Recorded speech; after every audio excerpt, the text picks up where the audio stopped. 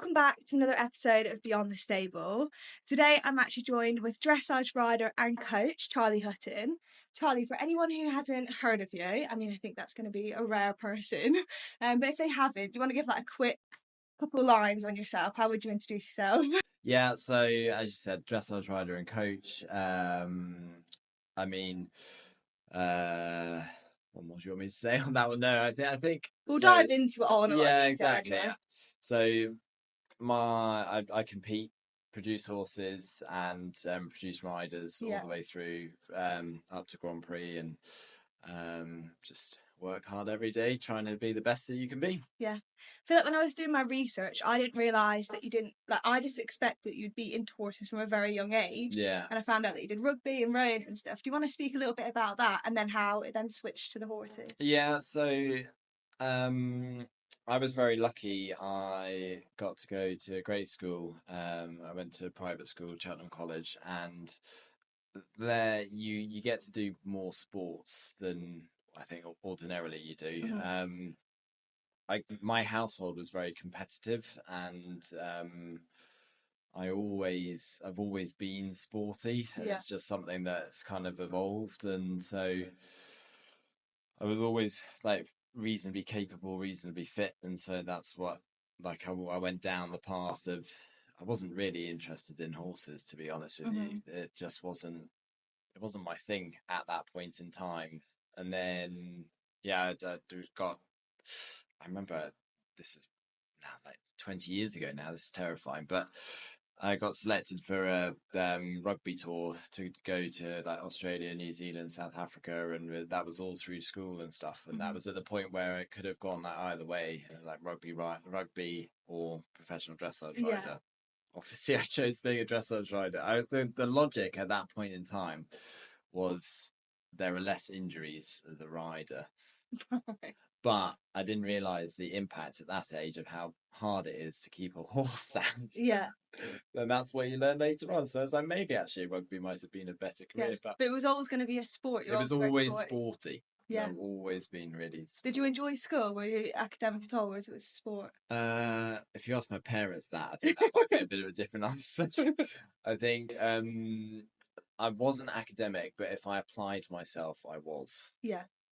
I always got Charlie could concentrate more in class and things like that. So if it was something I was really passionate about, then I completely dedicated myself to it. So I wasn't bad at school. Yeah. Sport was probably more my thing than the academic side of things. Yeah. And then when you did get into the horses, was it always dressage or? Yeah, well, I did a couple of one-day events. I've show jumped a bit. We've always jumped and stuff at home and gone hunting, and so I've done the whole range of things. Yeah, including like riding side saddle, jumping side saddle. How did you find the side saddle? Yeah, well, I actually quite liked it. Oh, I couldn't think of anything worse. I don't think.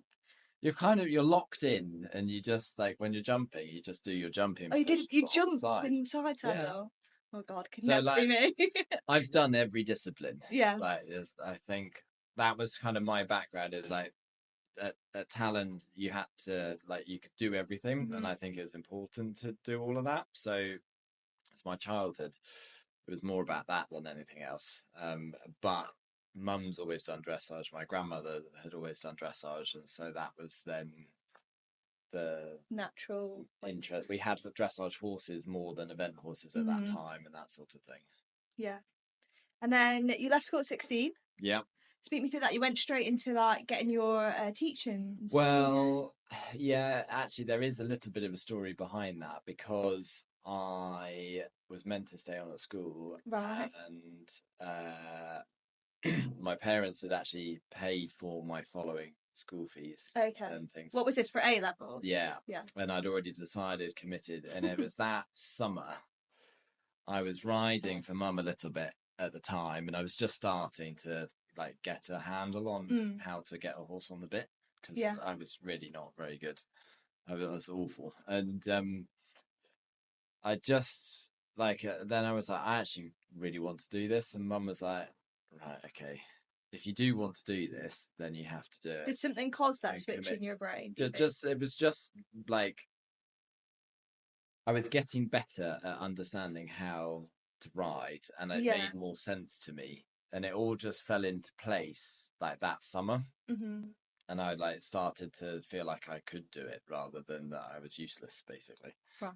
So like that, and then I was like, I really enjoyed like seeing how the horses developed. That was, I guess, the starting point. As I started to, it made sense to me at that point. Prior to that, it didn't make any sense to me why anyone would really like. I enjoyed riding a little bit, but my mother used to try and pay me to ride, and I never got any money from it because I wasn't interested. That's crazy. I was a boy.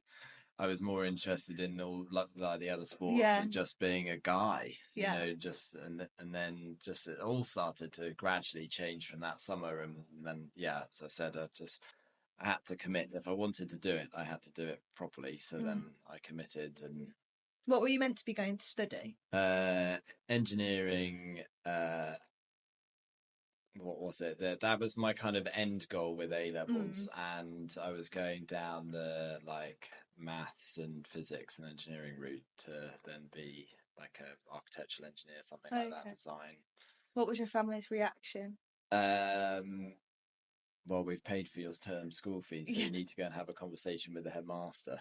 Okay, did you go in? So I had to then go, and Dad took me in, and I had a meeting with the headmaster, and we chatted away. And at the end of the meeting, he said, "Well, I can't tell you what to decide, but he says what I can tell you to do is that if it's something that you truly believe in, then stand by that decision." So he kind of let me make my own decision, which is quite good. And were you competing at this time? I don't remember. Yeah, I think so. I did. We did pony club stuff at that time.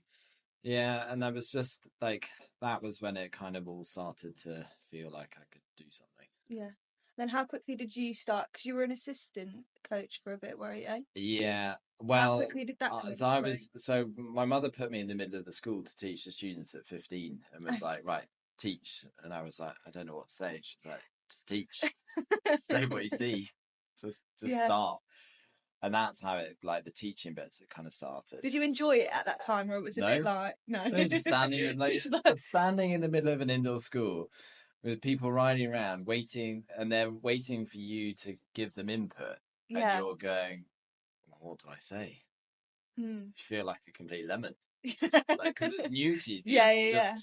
All of a sudden, you're not on the horse, feeling the horse. You're on the ground, watching the horse, watching the rider, and it's the lack of confidence to go, "I can't say that," or I'm not sure what bit I should say. So that's how that, and I think everyone feels like that when you first start. And then what was the first kind of 2 years like for you? Because I know you then went off and did some other bits when you turned 18, but what were the kind of bits in between? You're asking me to remember all of this.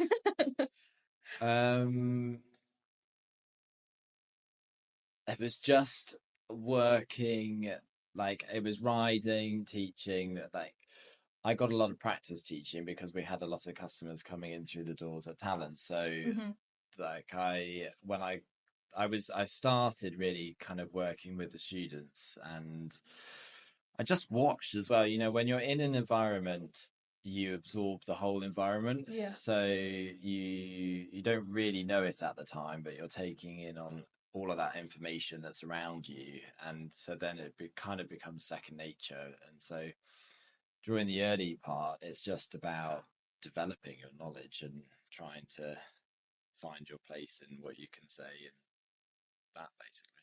Yeah.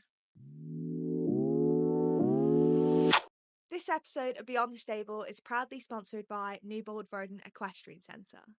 Newbold Verdon Equestrian Centre is a purpose-built competition and training centre based in Leicestershire.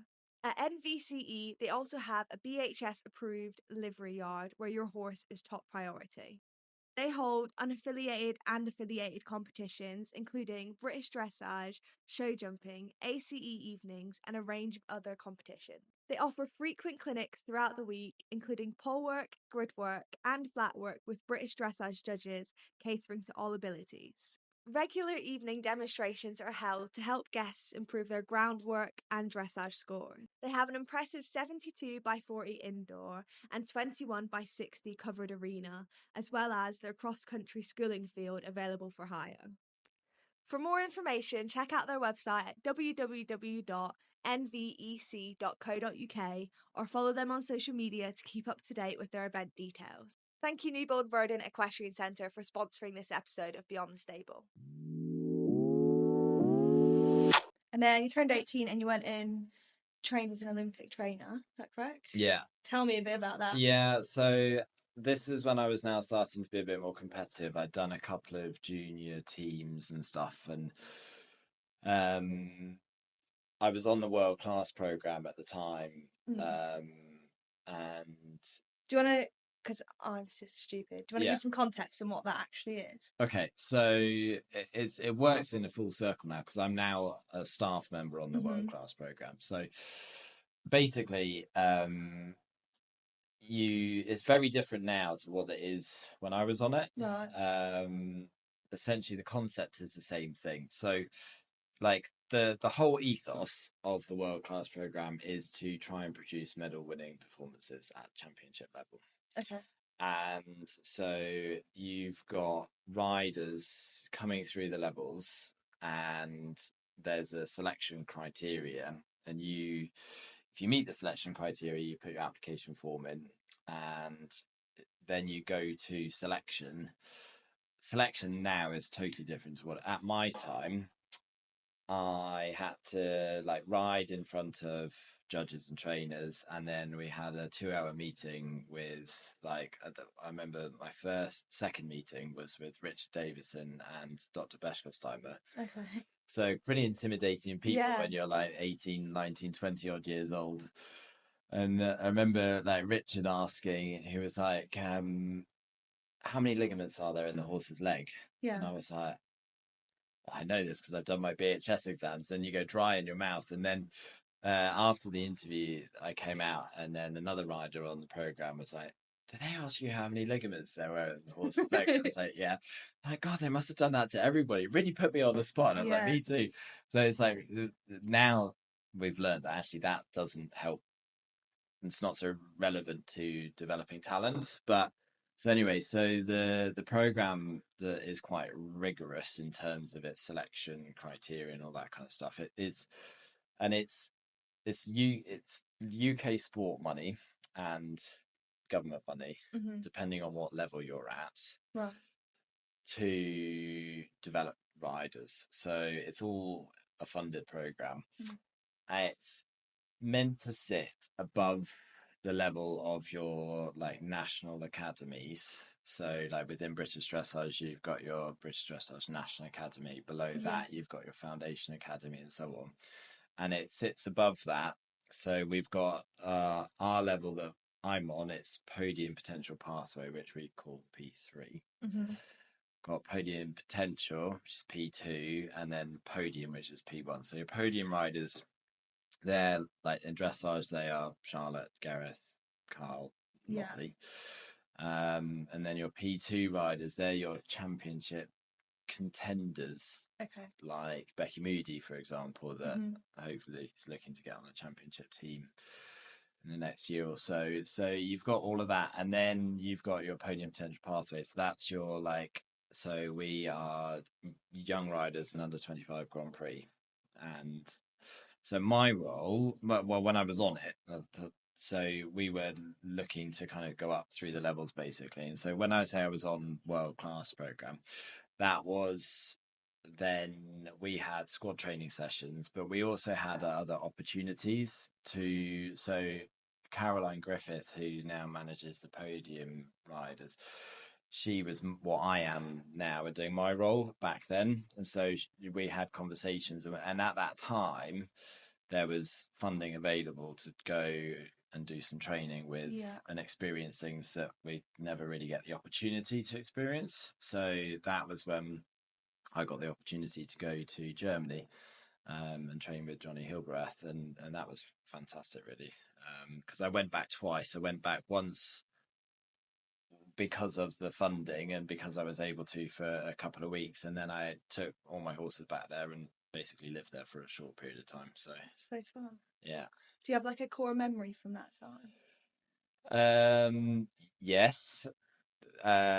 Lots of hard work, lots of learning, but my main thing was like the German system. They work really hard, but they also have a lot of fun as well. Yeah. So it was a balance. What did like a typical day look like for you? Well, for me, because I was in training, I wasn't working, if that makes sense. Yeah. So I just looked after my horses, had my training, and then spent the rest of the day looking after the horses and kind of making notes and like training plans and thinking about the competitions I was going to and trying to like depict previous performances and test results and analyze where our strengths and weaknesses were and like look if there's any common trends, like if you're getting really high marks in one area or low marks in another area. So you're basically trying to target your training according to your performance.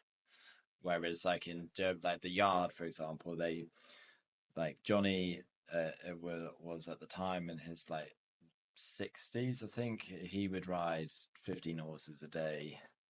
His Barita would ride 15 horses a day, and then his underrider would ride another 15 horses a day, and there was like 40 Grand Prix horses on the yard.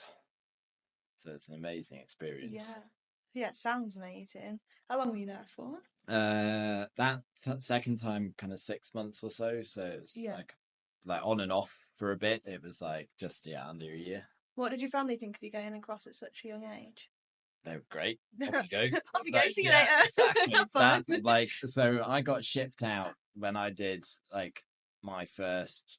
So I went at the very beginning. Mum helped me a little bit. Like she would take me to a couple of shows, taught me through. Like we used to go and watch when I was really young. We used to go and watch like at Addington when they had the internationals on. We'd go and watch all the classes and kind of just discuss what we like, what we don't like, and kind of find my feet. And then pretty much after that, once I could start swimming a bit, I was left to my own devices and got shipped off to my like internationals on my own and stuff, and just groomed for myself. And what was it like working your way up the levels?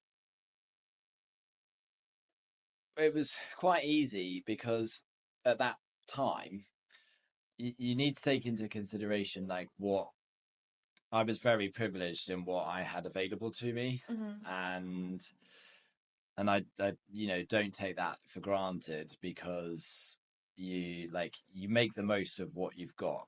And so if you've got it there, it just all happens, if you see what I mean. So I never really found it a struggle. It's more of a struggle now because and doing it more independently from anyone else or anything else, and that's where you notice if you're doing it without that support network, it's really hard. Did you have any knockbacks at all during that time, or any points where you thought, oh, I don't know if this is right or I can't do this? No, but I don't think like that. What's your mindset? You never look backwards. Just keep going forward. And when you do get knockbacks, there are definitely some hard times. With horses, it's really tough, but you have to remember why you started doing it in the first place. If you didn't already know, this podcast is powered by Atlantic Harmony Equestrian, which is my equestrian clothing brand. I'm currently repping the navy quarter zip. We also have hoodies, t-shirts, leggings, beanies, literally all sorts. If you want to have a look and check out some of our collections, you can head across to www.atlanticharmonyequestrian.co.uk. You mentioned kind of your upbringing and stuff there. What was it like growing up with your mum as your mum? Well,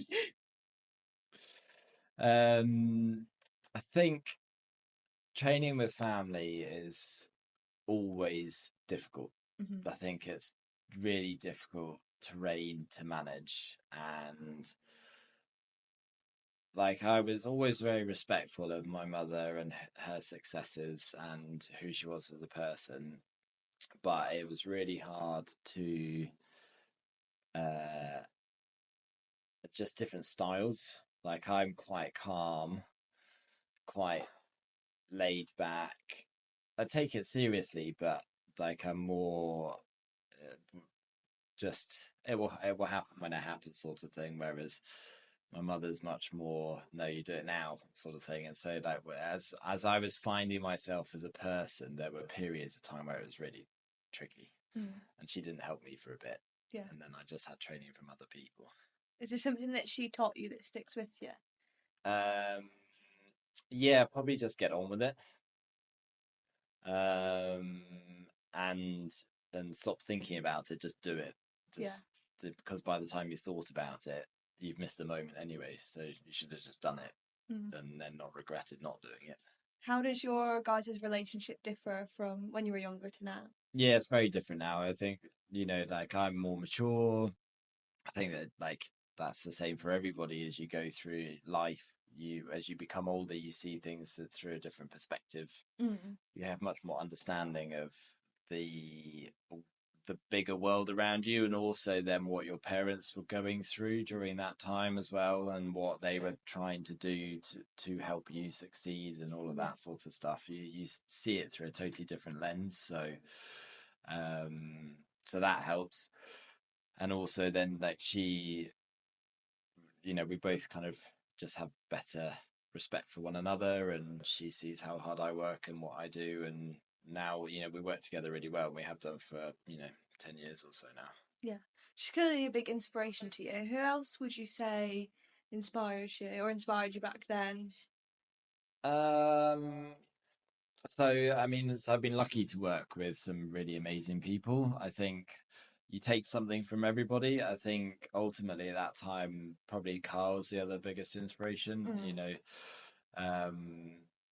Was very lucky enough to live there for a few years, and train with Carl, and his way is just so well, he's as good as he is because of who he is and his philosophy and how he manages his horses, and he's funny and he's good with people and all of that. So Carl's dedication to the sport and his pursuit of details and perfection, all of that is something that I really admire. But there's also other people in different fields. Like my philosophy is I always try, and anybody who's successful, I just try and take a bit from, even if it's just a conversation you're having with somebody. It's always something to learn. Do you think you sprinkle kind of a bit of what everyone's taught you into the way that you teach now? Yeah, definitely. I think yes, but with that, you also have to know who you are as a person as well, and you can't mimic somebody and take that and not be sure of you and your philosophy and your values. So I think probably I would say my story is quite, I think, interesting because I was always quite good because of what my mother's philosophy was about just kind of shut up and get on with it. Sometimes I would more do that and mimic a style because I was told to do it, because you're young and you're naive and you want to be obedient, if you like. Whereas now, looking back as I was older, I probably just did it because I was told it without really knowing myself as a person. Whereas now I think when you've got the combination of the two, you know yourself and you're open to influence from other people. So what's your philosophy? That's a question. I mean, it would be like, I think the role of a doesn't matter whether you're a coach, as in I'm coaching somebody to ride, or you're training a horse, but you're always trying to just add and develop a little bit. The progression doesn't need to be big, but it needs to be something. So with that in mind, I'm always trying to find out like what's going on, like what is actually happening, what's happening with the horse, what's happening with the rider, and then trying to link the two in terms of communication. The goal is like harmony. The horse and rider are in balance. It looks easy. The horse is happy in their bodies and themselves, physically, mentally. The rider has a bit of an idea of what they're doing and is in balance, Yeah. and again, physically, mentally, but as a coach, it's just how can I add a bit of value here? And it can be something simple, or it might be something that the rider's not knowing, but it's just trying to, how can I be impactful? How can I add value? And with that, you have to really, yeah, you're like, your philosophy needs to be, you're always just trying to, it does depend though, because like, although your philosophy is always the end goal, harmony, balance, suppleness, self-carriage, all of that sort of stuff, some people, depending on the level that they're at as a rider, some people might not know what's actually going on, and so you Yeah. might need to have a conversation about that.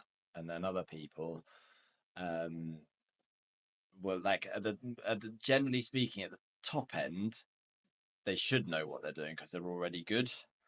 They're good for a reason. They've got there for a reason. So it's more just like the odd one-liners, try this, try that, and Yeah. then at the, like at the broader end, there's more just development and knowledge basically, and so it's trying to, you have to find your way in as a coach depending on who you're coaching, to work out where you fit in that, because I don't think it's right to come in and change somebody's whole world and then drop a bombshell and then walk away and go, there you go, that was really good. Yeah. I was really, and you do it for your ego and you say, I made a big impact there. It's training's not like that. We know with horses it takes time.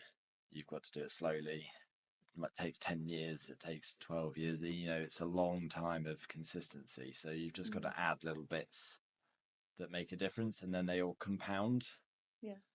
Do you think you started enjoying the coaching when you found like your own style? No, I always enjoy coaching because I always enjoy helping people.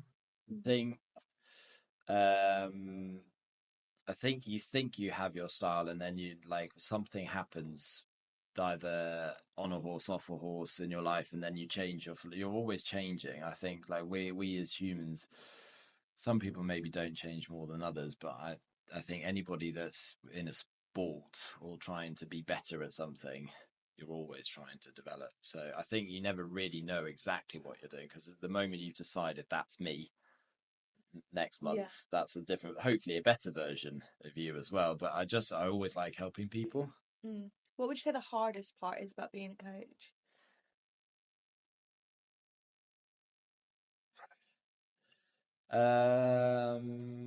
That is an interesting question. I'd say the hardest part now is different to what I used to think it. The hardest part now is when is managing teams. Right, okay. And what I mean by that is bringing people together on the same page as what the riders and the horses' goals or destinations are. That's the hardest bit. So, like, because if a rider says, I want to do that, and the horse is capable of doing that, and then there's maybe a missing link, you've got to manage maybe a potentially simple conversation or a potentially really difficult conversation, because maybe someone in their team, or they don't have that person in their team to fix that problem. Yeah. That's the hardest bit. The technical bit's quite easy, like a bit more bend in a shoulder in that you can do. But is there a reason why? Is there a root cause as to why the horse isn't bending in the first place, rather than a compensatory cover-up strategy and the technical bit? Does that make sense? Yeah, that makes sense. That was a really good answer. I didn't know what you were going to say to that one, but that was a really good answer. Do you have any tips for anyone that's wanting to get into BD, maybe start working up the levels? Start simple. Mm. Like, there are some riders that I actually had a rider come to me just a couple of months ago that has never done any competing. She's such a lovely person, and she just wants to start and to do it. I mean, her horse can't really canter yet, but I was like, well, just start at the very bottom, do intro. And then she messaged me earlier last week and said, I've just got my first ever red rosette, got 65%, I'm so happy. And then it's not long that you then, if you follow the path that's been laid out for you, that you can go up through the levels quite quickly if you want to. you know, the system is now a good enough system that you can use the system to your advantage. Mm. What's something that you wish you could tell like your younger self? What was a bit of advice you'd give yourself? Should have read these questions beforehand. I did ask No, you. I would have actually been able to think about it.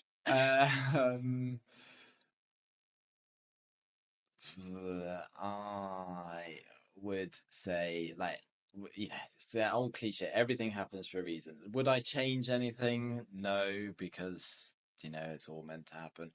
What would my advice be? Probably just slow down. Don't be in a rush. Yeah, a lot of people I've spoke to have actually said that. It's quite common across you Yeah. top people up there. Yeah, really interesting. You actually coach your wife, is that right? Yeah, well, no. Did do. So there's yes and no, basically.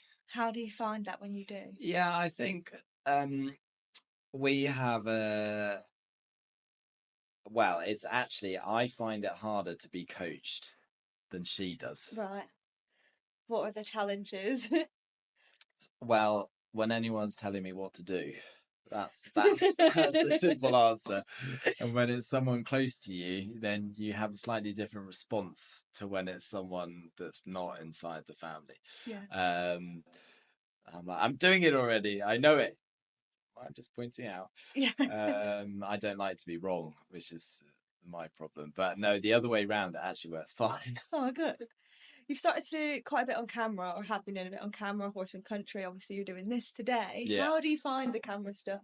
I think at the beginning I found it a bit intimidating just because you've never done it before. It's a bit the unknown, isn't it? It's like standing up and doing public speaking. You stand up there and you get the dry mouth and you're like, that, and no words come out. But the more you do it, the more it becomes second nature to you. I think it's quite I do enjoy it in terms of just trying to like spread your reach a little bit. And I think nowadays with social media, it needs to be part of your brand, and Yeah. you need to take that into consideration. Mm. You might have two answers for this next one. But I want to know like what your favourite equestrian memory is and your best achievement, or your one that you're most proud of. So my favorite equestrian memory would be, I think equestrian memory would be always going to Olympia. Yeah. And like just as a family and going to watch just for a couple of days down in London, and that was always good. What's my biggest success? I'd say I haven't had it yet. That's a good answer. I like that.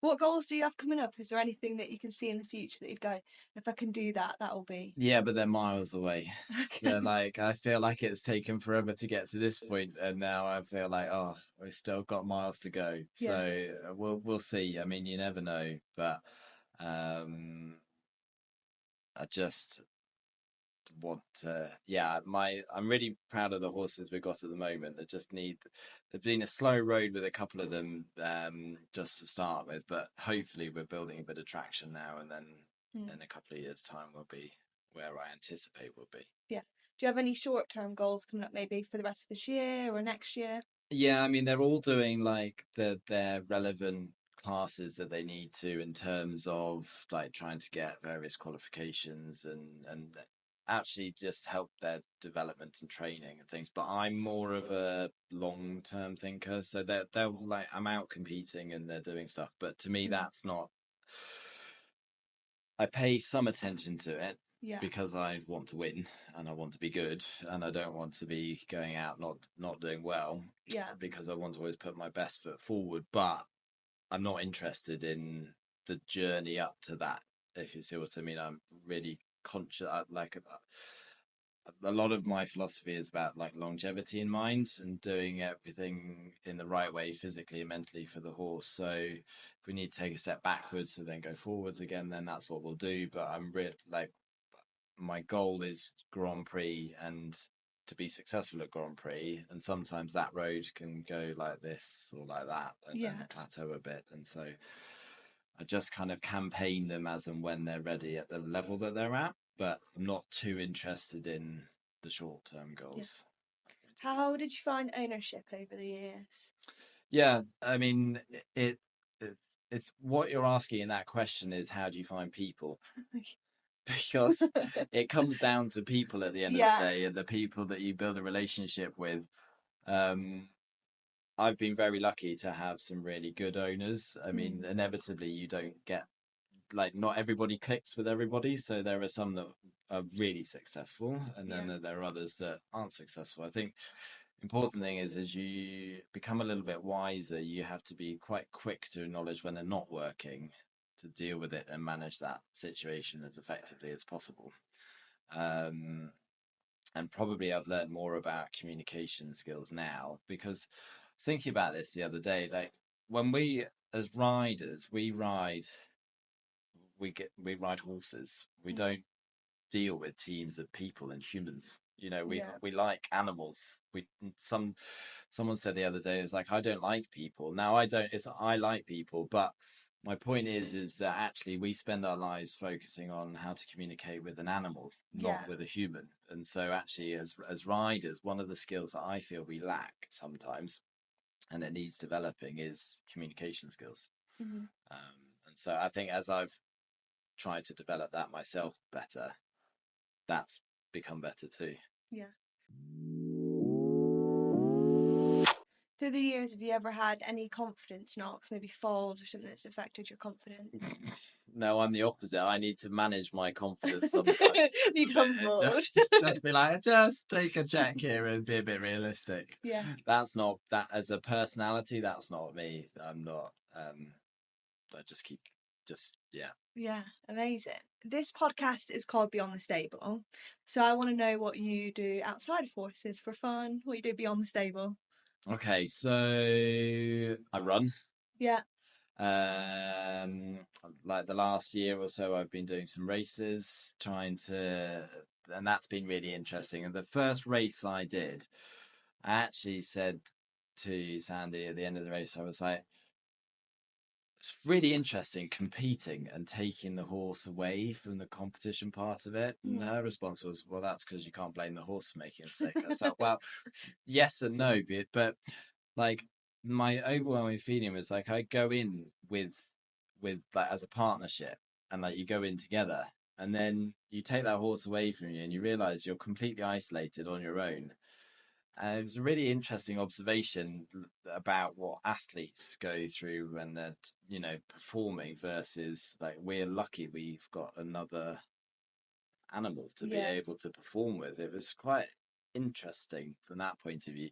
So I run to hold myself accountable, to be fit, healthy, and also just this is a good stress release, I find, to just get out and go for a run.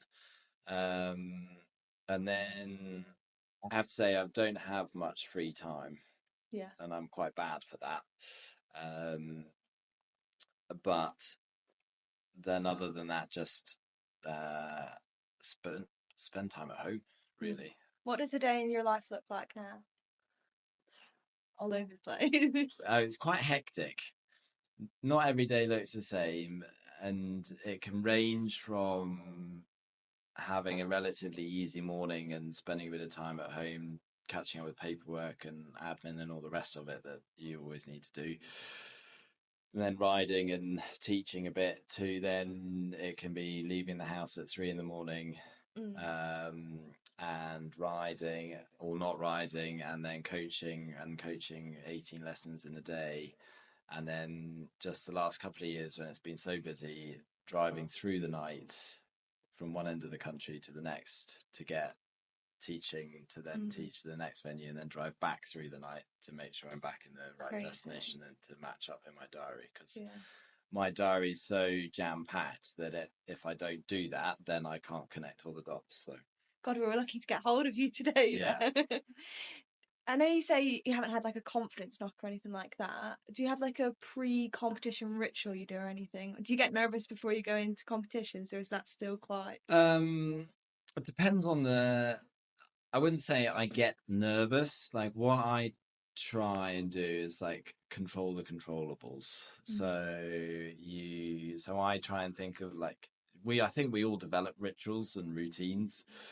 But also at the same time, you have to be flexible when things do go wrong, or you Yeah. haven't packed the girth or the saddle. And I've been to a show once where I didn't pack any of the tack.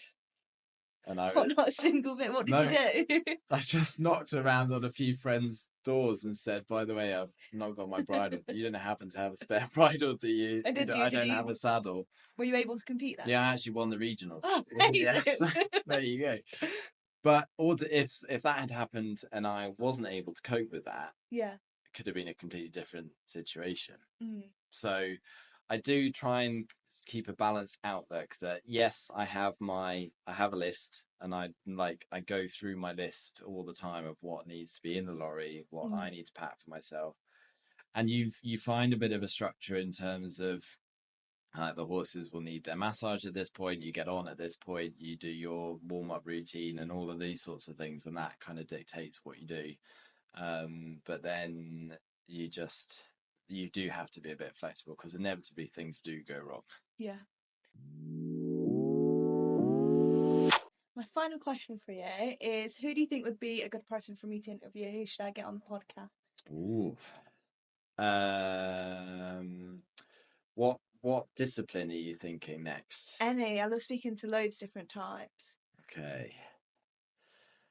Yeah, you see, different types. So I'm thinking your options are rider, or would you go not rider and then maybe something a bit off-piste like a brand or a product or like an equestrian? Probably a rider. Yeah, okay. Someone that like the viewers will find inspirational or could learn something from. Okay. God, you put me on the spot there.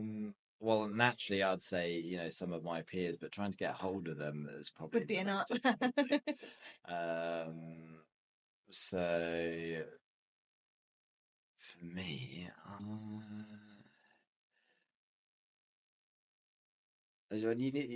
I'm trying to think of who's got a really interesting story. I know who you should interview. Susanna Hex. Okay. Have you heard of her? No. So she is she's still a para rider. So she, I actually owned with my mother a horse that she won triple gold at the European Championships as a para rider. This was a couple of years ago. And she had a really bad accident, and basically she was an eventer and then had a really bad fall. Got back into riding, really successful doing that, and now has just been selected for Paris for the swimming team. Oh, okay, that's cool. Yeah. Yeah, that would be a good one. Bit different. She's had a really interesting journey to where she's got to. Yeah. No, amazing. Well, thank you for joining me today. Really enjoyed speaking to you and getting to know you a bit more. And I feel like there's lots of little bits and tips that people can pick up on there as well. Hopefully. If you guys have watched this, make sure you're subscribing on YouTube and giving it a thumbs up. If you're across on Spotify, then make sure you're leaving us a review and giving us a follow. And yeah, thank you so much. Brilliant. Thank you, Megan. Thank you.